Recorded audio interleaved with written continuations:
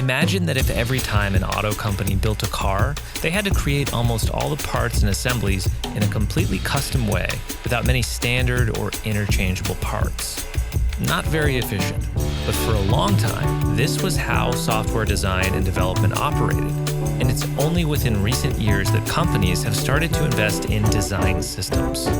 We happen to like Nathan Curtis's 10-second definition of a design system. It reads, "A design system offers a library of visual style, components, and other concerns documented and released by an individual, team, or community as code and design tools, so that adopting products can be more efficient and cohesive."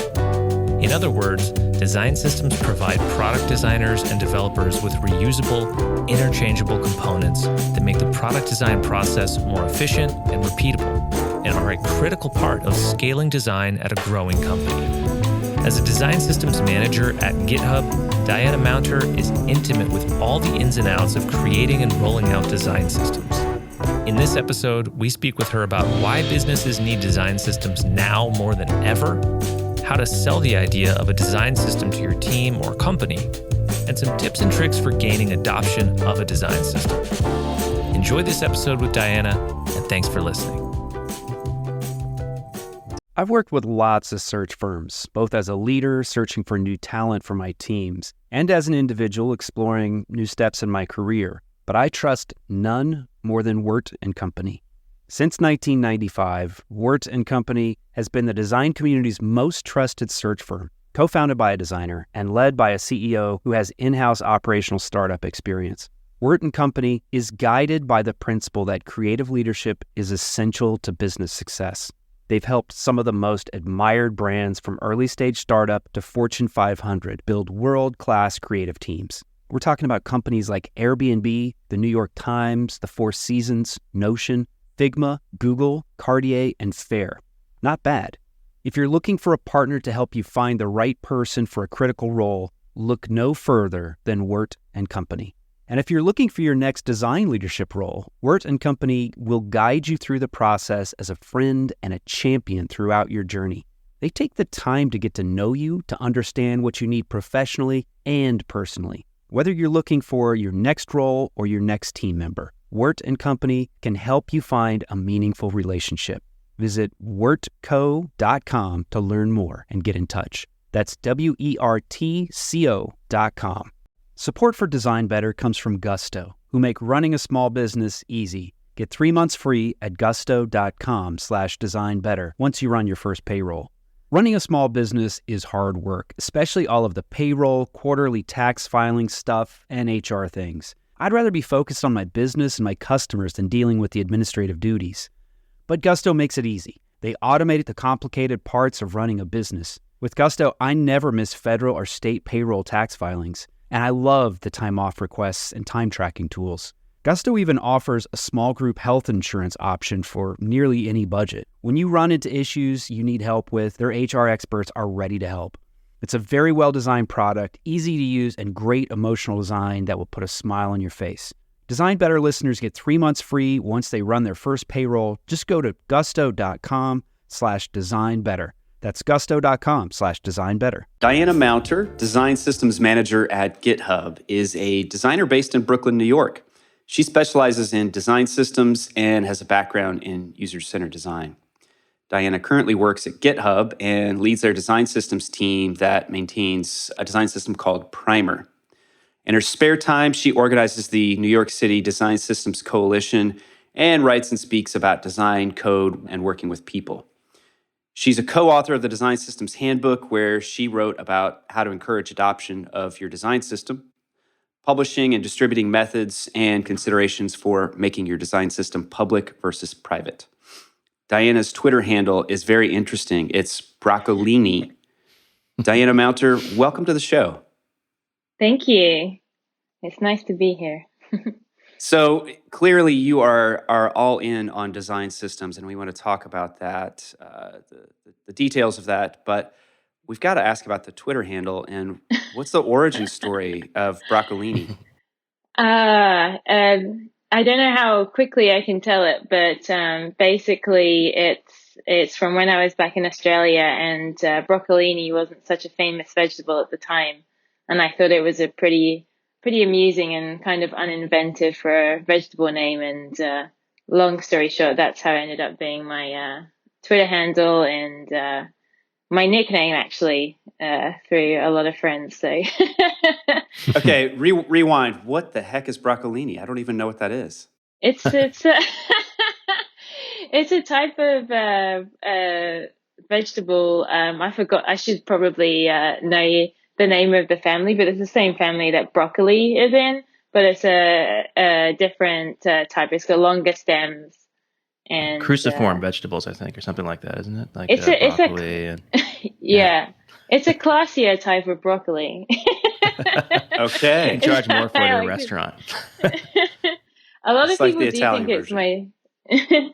A lot of people think it's my name, and it's pretty funny because it does sound like a real name. That's fantastic. So let's talk about design systems here. And I mean, this is what you think about every day, all day. Um, your working hours, probably all of your waking hours, you're thinking about design systems. How did you find your way into this space?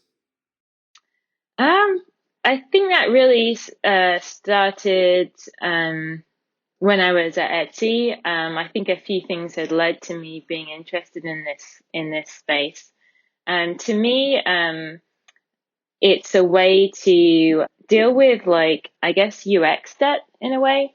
I found, like, especially working on large scale applications, where a lot of people have touched the design and touched the code.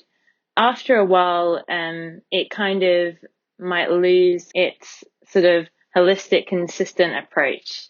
And codifying that in a design system was a way for me, I guess, to tackle that. And because I found like a lot of projects, I would spend a large proportion of the project dealing with like existing problems before being able to get on to like, a new feature or whatever the purpose of a project was.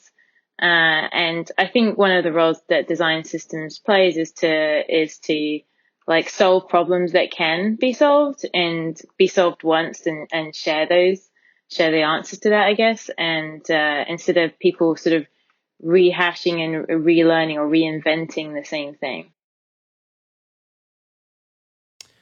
So we're curious on your perspective. Why are design systems such a hot topic? They're so hot right now, like Hansel and Zoolander. And why do you think businesses need them now more than ever? I mean, I think we do working in the design industry. We do like to sort of pick up on hot topics or buzzwords for things sometimes, and it kind of worries me a little bit with design systems because to me there's a genuine need, and I'll get into that in a second. But I worry that because it is such a hot topic, then people can't become desensitized to it, or it gets misexplained or mispurposed and things like that. I mean, that happens with a lot of things, I think, in our industry. So I worry about that a little bit. I think the interesting thing is that design systems aren't exactly new. It's just like that terminology and what they've come to mean now has sort of been reinvented or repurposed a bit. So a lot of companies had standards manuals or style guides and things like that. But I think because of working in tech, we've started to figure out how to codify that in code as well as in design. And then through companies like Salesforce and their Lightning design system, I think that the term design systems became popular. So take us back to the end of 2013, December. You joined Etsy as a product designer, presumably not to come shape the design system, but to design Etsy as a product. Is that right? Yes, yeah, that it just happened that the team I joined were kicking off quite a large redesign project, and so as part of that, we built a new style guide. But yeah, I came to Etsy as a product designer, and with with a goal. I was really, really interested in the sort of intersection of user research and using that, how that fitted into the product design workflow or the product development workflow, not just on the design side of things. And then found myself working on the style guide with a group of designers on our team. And then I guess I got kind of more and more interested in that, and I also, for me, had an interest in the development side, the sort of building of the style guide as well, and learning about new approaches to CSS, like object-oriented CSS and things like that, sparked my interest. It was a new area for me to learn, so I think that's also partly what drew me towards it. And was there, did something happen where your team, who you're working on this redesign, I mean, you could have just redesigned the site and done it without a design system, but was there something that was pressing where you felt like, okay, this is an insane amount of design debt? The product's not as performant as it could be. Any sort of tipping point where you felt like this is the right way to go? Yeah, I think the trigger was partly that we needed to make that part of the site responsive. So we were working on the seller tools, so what the sellers at Etsy use to manage their shop and orders and things like that. And a lot of people like building things, they're in their workshop, perhaps maybe they're making jewelry or something. They use their phone to like check what's happening because it's easy and accessible. So they're not always sat like next to a laptop or a computer all day. And so making it responsive was important.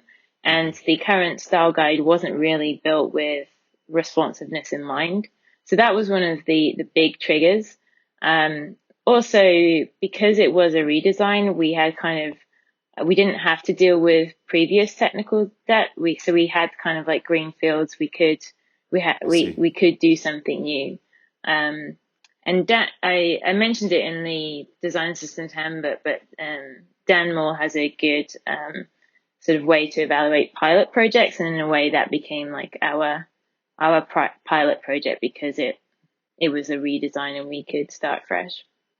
Thank you, Dan Mall. Yes. Did you have to convince anybody that a design system was the right way to go? Was there anyone like outside of the design team who had to buy into the idea, or did you have enough autonomy where you could make that decision for yourselves and press forward? I mean, I feel like I was lucky in that I didn't have to really have that discussion to convince people. Some of that had happened before I'd started already, so it was like already agreed upon that. Yeah, it was an opportunity to refresh styles. I think the bigger challenge was in adoption and sort of making sure we built something that could be used by other teams, and then also teaching them and gaining traction with those other teams. I think it wasn't hard to say, hey, we needed to refresh our design. So that there wasn't really that kind of struggle. And we also weren't really calling it design systems at the time. We was just that was a little before they became so hot right now. So it was more like, oh, we have a style guide. We need a better. We need to iterate on this. We need a better version. So it wasn't too difficult to get buy-in at that stage. We were lucky. So, Diana, what curious about what are some of both your favorite tips and tricks for gaining adoption of design system? Because you're not only responsible for helping create the one at Etsy, but also when you moved over to GitHub, you helped out with the formation of one there. So you've probably had to do a lot of convincing outside the design team that it's an effective way to work. So what are some of your tips and tricks, and also what are some of the pitfalls that people should look out for when they're trying to get folks to adopt a system? I think that it's been different for me at GitHub compared to Etsy. The thing that's consistent between both those experiences is it's really valuable to um, build a small set of like champions, I guess. So a small group of people that are already perhaps like a bit already enthusiastic about this and excited for it, and to work with them and help them really learn the ins and outs of how to use the design system so that they become, it's a bit like train the trainer, so that they become the people that then advocate it for it elsewhere. Um, I think that's really important because it just sort of helps spread that through teams. The other thing that was really important at Etsy was a really easy to use, low barrier prototyping environment. So we created that then. That acted as a place to learn the style guide and to make it easy to just focus on learning how the CSS worked and not worrying about the other parts of like production code. At GitHub, it's really been, and perhaps this is probably my pro tip to people, is just to attack it from all angles. So find as many opportunities to communicate that there is a design system, that there's people there that are willing to help you in how to use it. And that goes really far, because a lot of people will just be really excited that, oh wow, there's something that tells me how to put all this stuff on the front end together. There's something that tells me what styles I should use for this situation versus that. At GitHub, we've made sure that we communicate with teams in lots of different ways. So that could be in code via pull requests. That can be via posting blog posts on our internal kind of team blog. It even just by having a Slack channel so that people can find people to talk to about this thing and learn from them directly. So yeah, a lot of different touch points really, and I think every organization is going to be slightly different in how they communicate and what really sticks. So you've got to kind of figure that out. But definitely attacking it from all angles so that people can't not know that there is a design system, and you have to make time to help people as well. It's something that I guess I didn't know going into this, is like how much time we'd be spent communicating with people is a really important part of it. I was just going to rewind for just a moment and get you to tell us the story of, so you moved from Etsy over to GitHub again as a product designer. And then what were the conditions at GitHub in 2016 that made it clear it was time to invest in design systems? Was that something that was evident when you were brought on, or did it kind of evolve as you started your job there? Right from when I was interviewing at GitHub, we talked about design systems as being like an important pillar of design, and so I that was really important to me. Is at the time I was like not necessarily looking to work directly on design systems, though I was really interested in it. What was more important to me is that a company had a design system and valued it as part of the design organization, I guess. And so I started as a product designer, but didn't stay in that role for very long. As when I got there, I started to dig around in Primer, which is our design system, and I saw a lot of problems that I had seen, I guess, at Etsy. It wasn't very quick. It wasn't very easy for me to quickly build out designs with the existing system, and there was a lot of things that weren't documented. So I just naturally just started talking to other designers who I'd found or been told had an interest in improving the state of our style guide, and then bringing this to the design leads. And I suggested, hey, why don't we just start meeting? We can start chipping away at this stuff in our spare time. And it quickly became a lot more than a side project. And and I was then able to move on to it full time. But it really came about, I think, because of a mix of things. One, it was like a bit of a painful process implementing design. There was, because of the fact that lots of things were missing from our design system. Two, we had a couple of new designers start, which I think is always good. You got fresh insights, right? And they're not bogged down by the why we haven't done that thing in the past kind of situation. And we had several people who were trying to solve problems for the design system from different angles.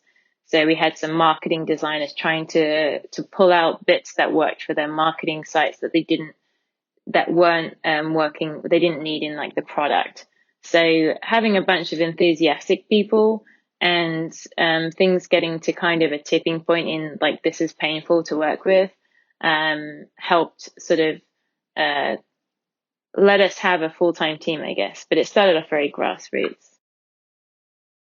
How does a design system change a company like GitHub? I mean, there was a design system before, maybe not as refined as it is today, and maybe not as utilized as it is today. But GitHub, a company that clearly has a strong understanding of engineering and also a good reputation for design, but you introduced this new, more robust design system. How does it change the velocity of the work that you guys can do, the culture, the way that you think about work?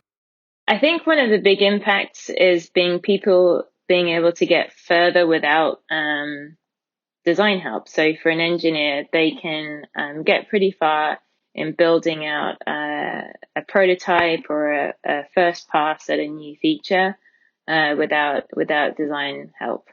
So that's one of like the big benefits, I think, of having a design system. It doesn't mean you don't need a designer. It's just that they'll be able to maybe get further than they previously could without you. So that's been one of the impacts. The other thing, which was one of our big goals, was the time it takes to flesh out a design and implement it. So that sort of design to development workflow, we tried to build our system in a way that made it easy to sort of quickly try different changes, try different layouts and things with. We made it something that was quick to internalize by following simple things like class naming conventions, so that people start to memorize them instead of having to look up every single thing that they want to do. Also, not having to write so much CSS because the styles exist already.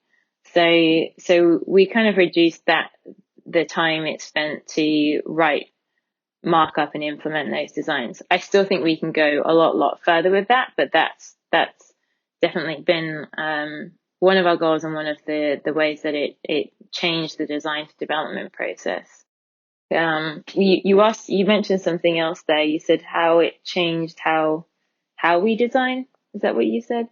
Yeah, I'm just curious if, having a design system, if it has a cultural impact. It definitely it makes things faster, reduces debt, improves performance. But once you have a really great design system, like how does it change the way, I don't know, the head of engineering thinks or other people in the organization? Does it influence the way they think about design? That's a big question, and I can only say what I think and not necessarily what they think. Sure. Yeah. I think it's gotten everyone sort of thinking, hey, we need to all work towards like a certain standard. We need to make sure we're designing with the same language, right? So I think in that way it's changed, influenced the culture at GitHub. I think having permanent people, like full-time people working on design systems has been one of the biggest impacts. People are really excited that we take it that seriously, that we'll dedicate full-time people to it. So I think that definitely leaves an impression on the rest of the company that our design department really care about this, that they'll dedicate like full-time people to this. And I think GitHub is appreciate it from an engineering standpoint, because we've got a huge engineering org, and they understand the benefits from not repeating code or having consistency, having code style rules, things like that. So I think it's sort of fairly easy for them to get why, oh, this makes sense. And I think for some people, it's really helped demystify some of the side of things of working on front end where they'd struggled before. They're like, oh, it's so great. I can go to this style guide documentation and it tells me how to do it. And one of our engineers even said, I feel like I'm kind of cheating and I almost don't want to tell everyone that this exists because it's so easy. So, yeah, I mean, I think it's still creeping up into the sort of upper management and upper leadership. But I know that from a product design perspective, it's really important for them to have a team like making sure that this is easy for everybody to work with. So yeah, it's really nice to hear people in director roles and things like that being like, we need to invest in design systems. That's great. Support for Design Better comes from Factor, America's #1 ready-to-eat meal delivery. Design Better listeners can save 50% on their order at factormeals.com/designbetter50. Use the code designbetter50. You know what happens at my house when things get really busy? In the evenings, we turn to takeout, which can be expensive and it's not very good for our health. Lately, we're making a better choice at crunch time. We turn to Factor for chef-created, dietitian-approved meals that are ready to eat in just 2 minutes. We like the flexibility of Factor, too.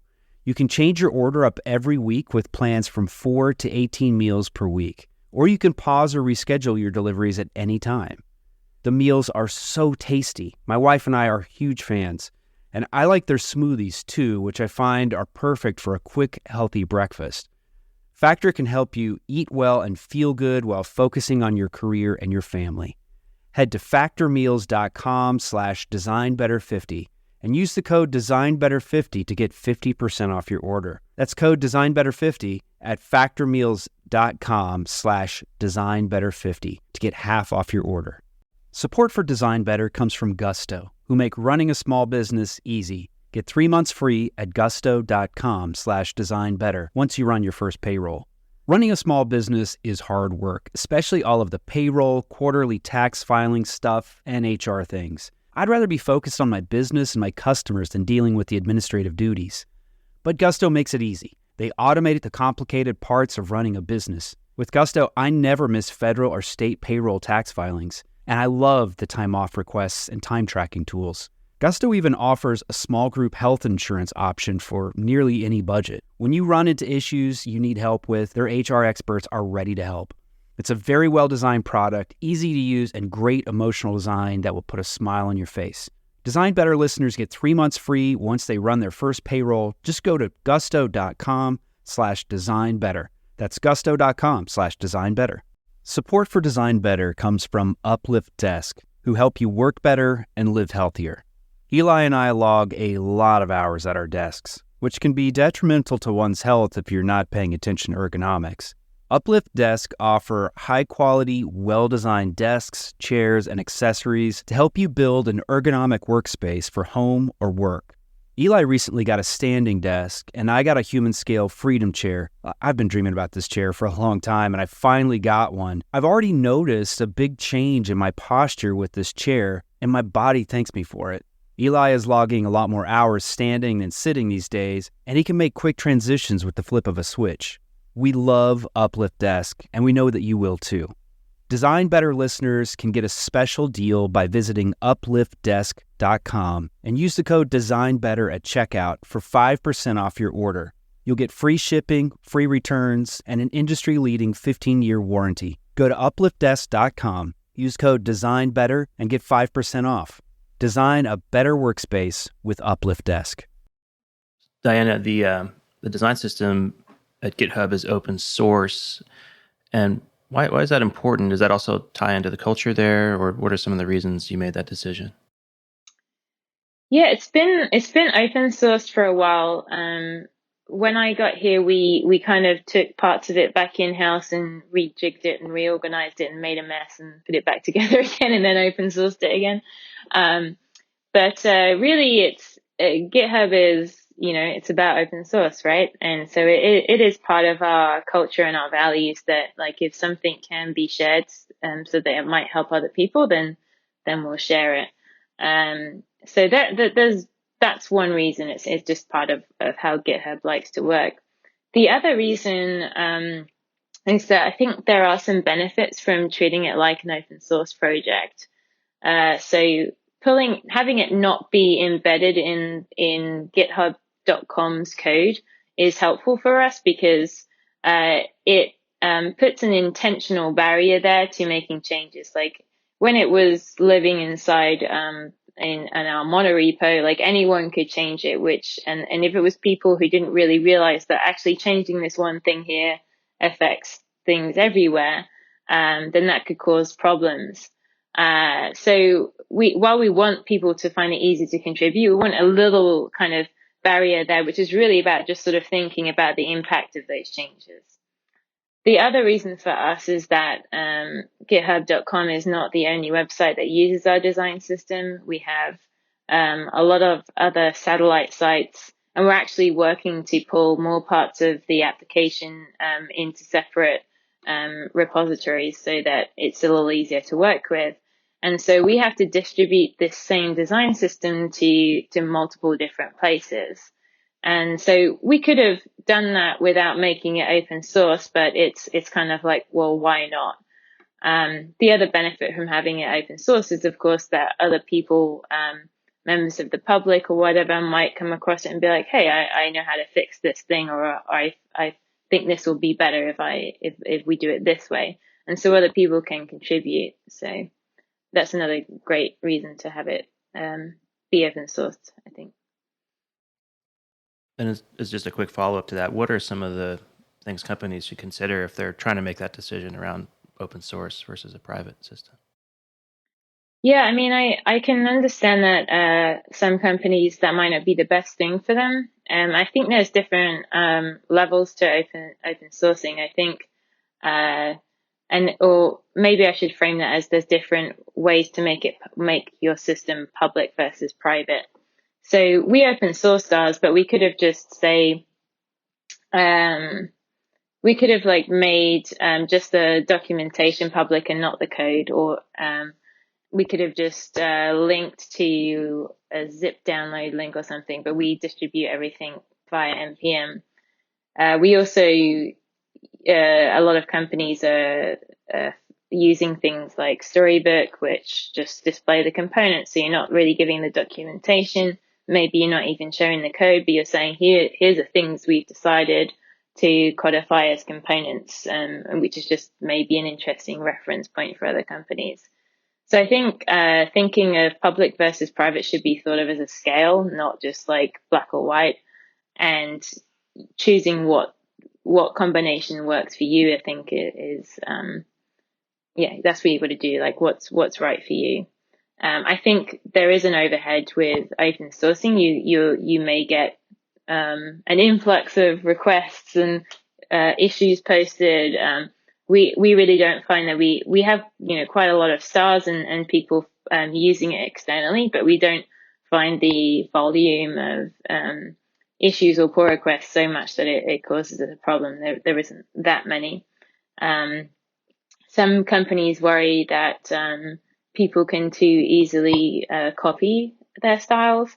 I know that was a concern for Mina Markham, who worked on Pantsuit for Hillary Clinton's campaign, and she's done a few talks on that, and they had people making kind of, I guess, fake replica sites, and giving them the design system would have made that, giving them the code for it would have made it just that much easier. GitHub has had kind of copycats in the past, or people like copying those styles, but it's not it's not the same level of seriousness for us. It's something that they could do if they inspected and checked what CSS we were using anyway. So we decided that wasn't a big enough problem to make public. But yeah, that could be a genuine concern for other people. For our listeners who are, maybe at that tipping point where, they're the designer championing the idea of a design system, and they're trying to get buy-in, and how do they go about doing that? How do they get buy-in for what's the best way to make the case for we need to invest in a design system? I think it's about showing what problems it solves, and each company might have a slight different type of thing that's a really big problem for them. At GitHub, it was the time it took to implement designs. It could be a slightly different problem at other companies. And so I think talking about why you need this thing and what problem it's solving in the context of your company is the best way to go about it. I think if you go, hey, everyone's got design systems, and talk about the general things that people that work on design systems know, which is like, oh, it like codifies your language design language in a consistent way and creates one source of truth. Those are all important too, but I think kind of tapping into like a real everyday problem at your company is going to make it more real for the people that work there, and give them a sort of practical scenario that they know that this thing will solve. To me, that's like, I think that's the best way to go about it. It's difficult though. I think this is a question that comes up a lot, and I'm sure over the years as an industry we'll come up with better solutions to this. And I also think that just by the fact that design systems are being talked about now is helping. I think it becoming sort of the norm is helping companies accept that this is something that they should have. So things like this podcast and the design systems book and people open sourcing design systems all just helps someone in a company, someone go, hey, look, this company is doing it, this company is doing it, this company that's just kind of a similar size to us or doing a similar thing to us is doing it. So I think that helps too. And if and when people get buy-in, how should it be staffed? Because that seems to be a key thing as well, like how a design system is staffed. You talked about arriving at GitHub and kind of stepping your way into a full-time role, but is a full-time team needed for a design system? It depends on the size of your company, really, and what stage you're at, the size of your design team. But I think if you don't have dedicated full-time people working on it, it's really hard for people to do it part-time because the timelines for design systems work are often really very different to like feature development. Because when you're working on design systems, you're kind of you're taking the zoomed out view, taking a holistic approach. You're thinking, how does this component work everywhere? Or how does our color system work everywhere? Whereas when you're working on a feature, you're kind of more zoomed into that thing. Not saying you shouldn't also be like, how does this fit into this world? But I think it means different timelines, and it's very hard to sort of do the deep work, take time to really explore the right answer when you're trying to also work on feature development. So that will often mean that design systems work gets kind of deprioritized and sort of pushed to the bottom of the priority pile because it doesn't have like that kind of like we need to ship this by then type thing. So yeah, I found myself in that position a couple of times, and it's not really very good for the development of the design system or for people's happiness, I guess, as well, because it's kind of stressful to try and switch between the two. So, and earlier you mentioned some resources that are helping gain more awareness around design systems. Are there any other books or blogs that you've followed over the years or read that have been helpful as you've kind of honed your skills?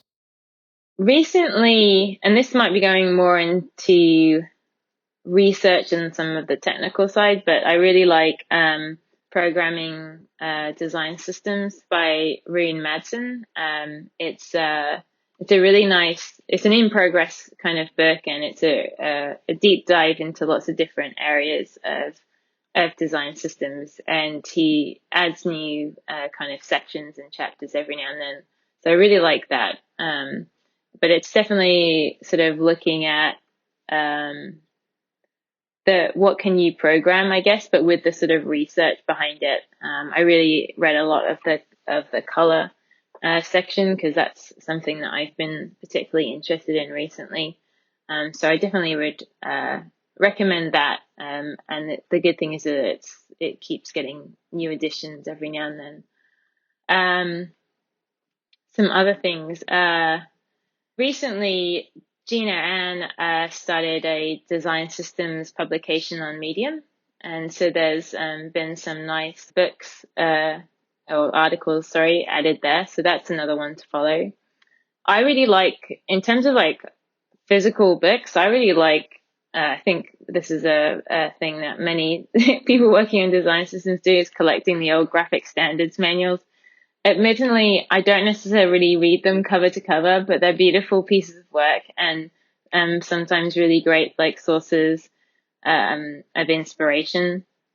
But some of them go into really deep details. I'm trying to remember that one I've got on my bookshelf right now, which is the grid systems book. So there's some really nice, beautiful books, but also they have, like I said earlier, design systems not new. And so it's good to sort of look at what's happened in the past. Obviously people should read the Design Systems Handbook, which I helped write. Absolutely.